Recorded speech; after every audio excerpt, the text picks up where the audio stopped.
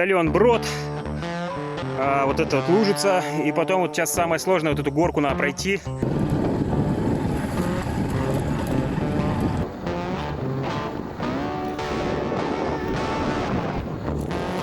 У этой дороги конца и края нет, но она ведет в нацпарк.